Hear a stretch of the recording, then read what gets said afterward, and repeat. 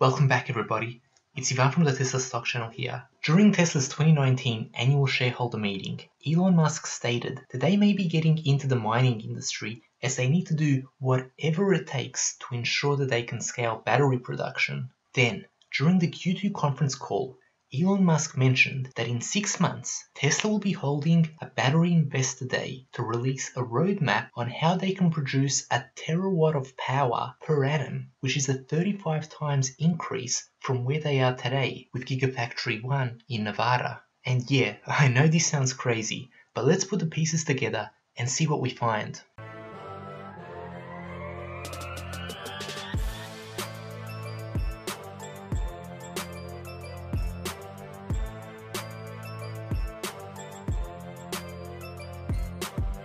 To start off, let's go through a timeline of all the key recent developments and comments that have given us clues.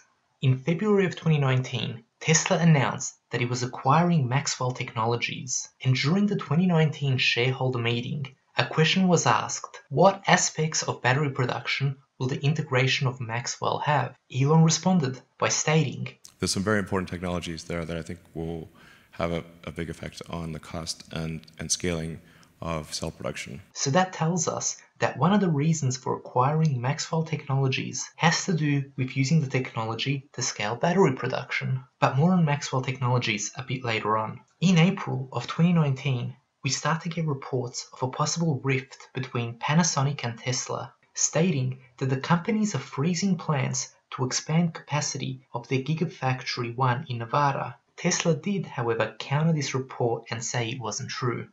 In April of 2019, the Tesla-Panasonic relationship takes another hit, with Elon tweeting that Panasonic lines are only producing around 24 gigawatt a year and have been a constraint on Model 3 output since July of 2018, leaving them with no choice but to use other suppliers for Powerwall and Powerpack cells, and that Tesla won't spend any more money on more capacity until existing lines get closer to 35 gigawatts.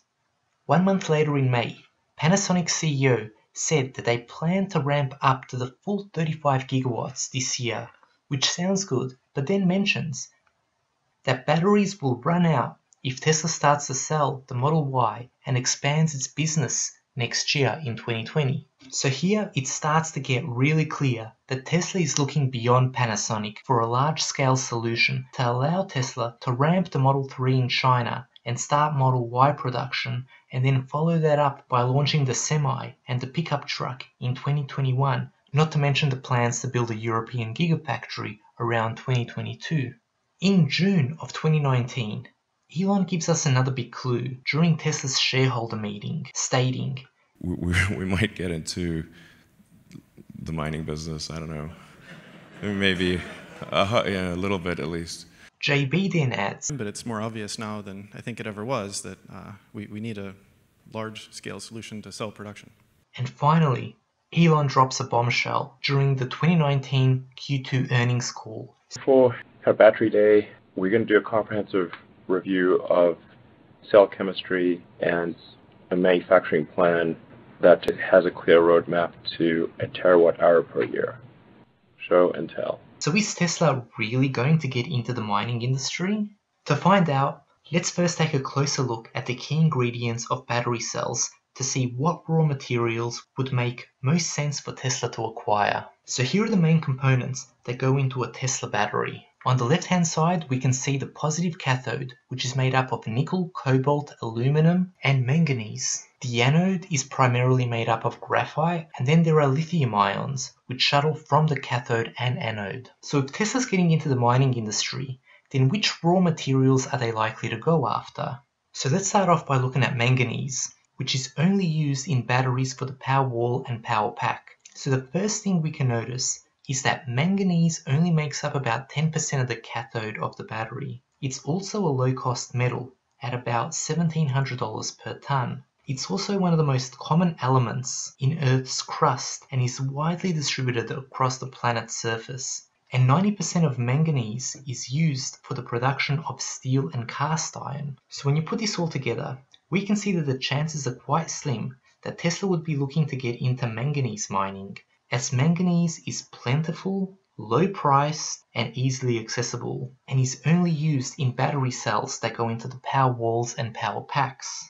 Next up is aluminum, which again makes up only a small fraction of the cathode. The majority of production comes from China and India, but aluminum is the most abundant metal in Earth's crust at around 8%.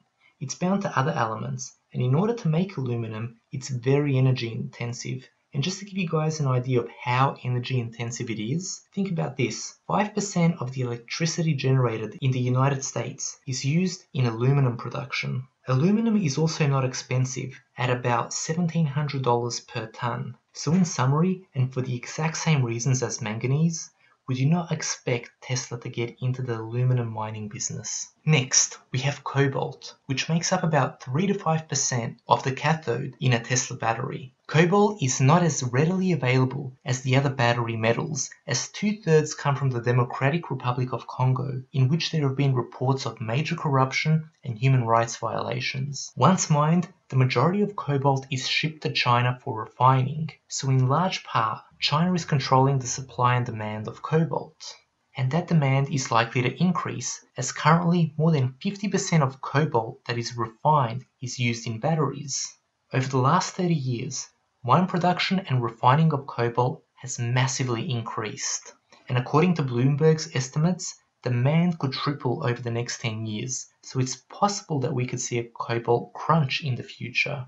Another thing to keep in mind is that 98% of cobalt that is sourced comes as a byproduct of copper and nickel mining, which along with the fact that it's not readily available, make it the most expensive ingredient of the battery at about $30,000 per ton, and it was as high as $90,000 per ton in mid-2017. So will Tesla be getting into cobalt to secure a source of supply? And the answer is no.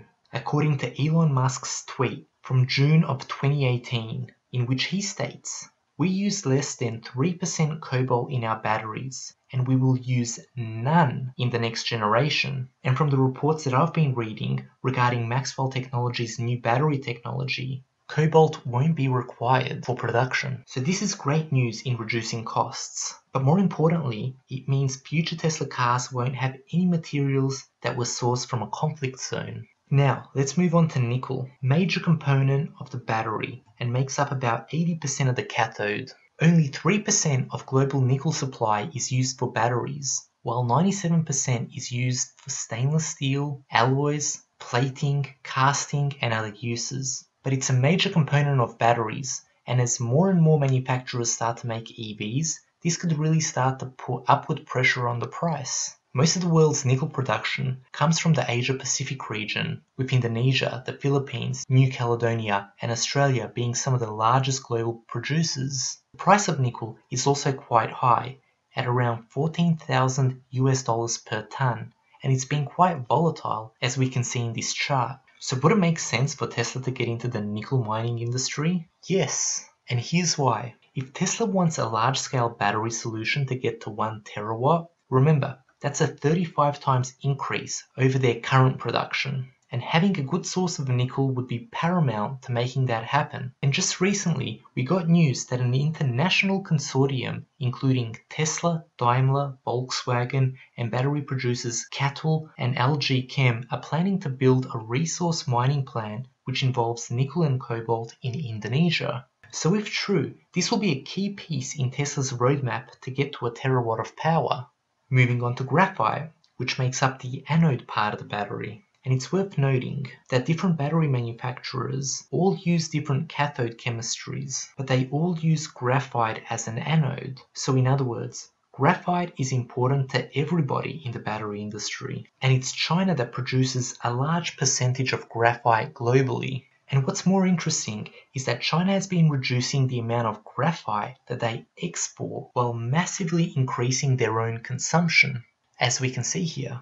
So when we look at Bloomberg's battery metal demand estimates, we can see that graphite demand really shows major growth. And again, like nickel, it wouldn't surprise me if Tesla decides to get into the graphite mining industry to secure this crucial ingredient that will allow them to scale without the fear of shortages and price spikes in the future. While there is no known news that I'm aware of Tesla having any interest in getting into the graphite industry, I did find something really interesting when reading through this following article about EVs and graphite demand. And listen to this. It states that a company called Global Lithium-Ion Graphite Corporation has an option on the only graphite exploration property within 50 miles of the Tesla Gigafactory. So I did a little more digging into this company and found that they have projects in Manitoba, Canada and Madagascar, but I found no info on the graphite exploration option in Nevada. So I did some more research and found out that the market cap of this company was 5.89 million Canadian dollars. So I'm not saying that Tesla's about to buy Global Lithium-Ion Graphite Corporation, but if they wanted to, then they easily could. But I thought it was worth mentioning what's in Tesla's backyard. And now for the last raw material, we have lithium, in which 40% is used in batteries, and a trend that is going to only increase with time, as the International Energy Agency estimates that the number of electric vehicles on the roads around the world will hit about 125 million in the next 11 years. The largest lithium producers are Australia, followed by Chile, China and Argentina. So if Tesla's looking for a large-scale solution for battery production, finding a stable supply of lithium will be essential, as again, securing their supply chain and controlling their costs will be paramount to scaling by a factor of 35. And just in the last few days, we've had reports from Antara News that Tesla is partaking in the construction of a lithium battery raw material factory in Morowali's industrial park area in central Sulawesi in Indonesia. Now, if this report is true, then Tesla is already starting to secure raw materials to allow them to massively expand their battery capabilities. Staying on lithium, there is one more interesting thing that I came across, and that is that while the United States only account for around 2% of global lithium production, they do have 13% of the world's global reserves. And there is a company called Lithium Americas that plans on producing 30,000 tons per annum of lithium carbonate commencing in 2022 and increasing that to 60,000 tons per annum by 2026 in an open pit mine at Thacker Pass in Nevada, which is just 150 miles from the Tesla Gigafactory. And the market cap of Lithium Americas is 340 million. So this could become an acquisition target of Tesla. So in summary, we don't see Tesla getting into aluminum or manganese, as they are low cost, easily available, and they only make up a small percentage of the battery, while there is also no reason for Tesla to get into cobalt if they plan on removing it from their next generation of batteries. Nickel, graphite and lithium do however make up a large portion of the battery, and it would be critical for Tesla to secure these raw materials if they are planning a large-scale solution. And we already have reports about Tesla looking to acquire nickel and lithium in Indonesia. So what does this all mean? It's looking like Tesla wants to fully vertically integrate, from mining of key raw materials and using the technology acquired by Maxwell Technologies to create their own battery cells that are free of cobalt. That way Tesla can control battery production, fulfill their plans to deliver the Model Y, the Semi, the pickup truck, and massively scale without anyone telling them that it's not possible.